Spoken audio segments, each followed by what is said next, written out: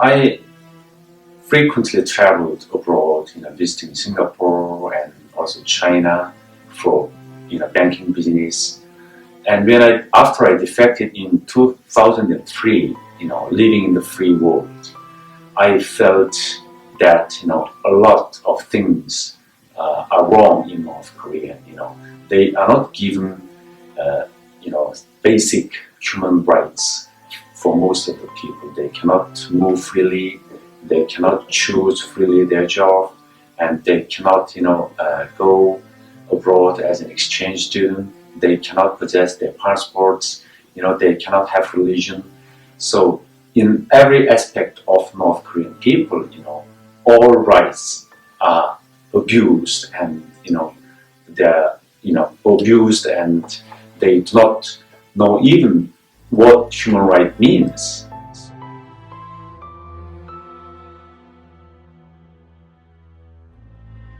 So the whole North Korean economic system has collapsed. So they don't have things to sell to the others, except this digging, coal and iron ore. So this became the major resources for North Korean regime to sell to others, particularly to China, to make money. Of course, this sector has also collapsed. But anyhow, there was the high demand from China for the consumption of these mineral resources.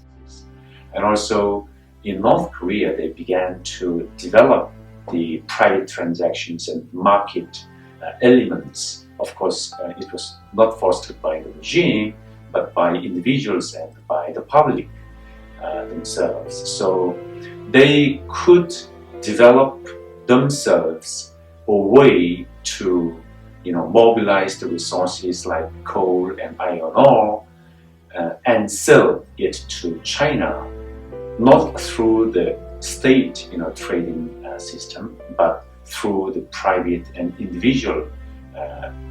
individuals and small companies.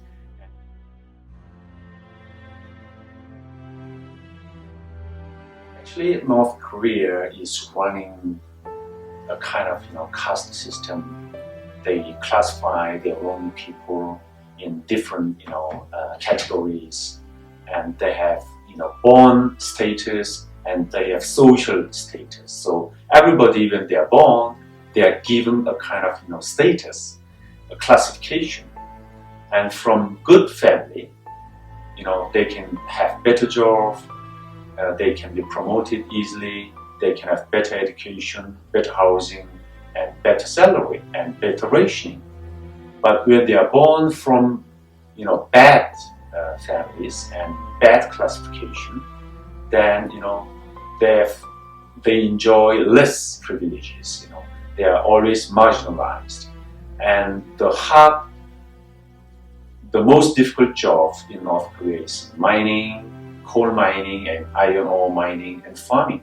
And they are sent to these places. Most of them are from these bad Songbun classification. So the Songbun system is in full place in everywhere in North Korea, and it affects in many ways the export industry and slavery labor, and also because of this Songbun system, that these marginalized and less privileged people should suffer at mines and at difficult jobs.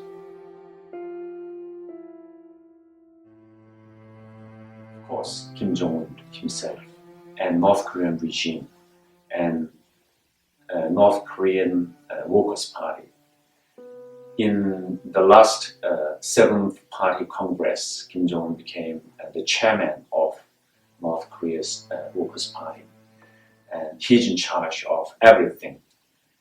He's on the top. He's called the brain of North Korean Revolution. So he's in charge of everything. And also North Korean elite and the system should be accountable for this slavery labor and this forced labor and human rights abuses in the mining industry.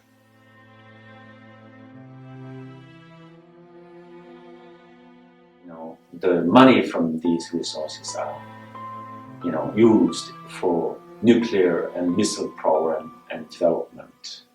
But there is another very good reason that member states should be careful for importing these North Korean underground resources, because that the system, the mining industry system, they systematically abuse human rights in their whole system, punishing, running this Songbun system and classification system to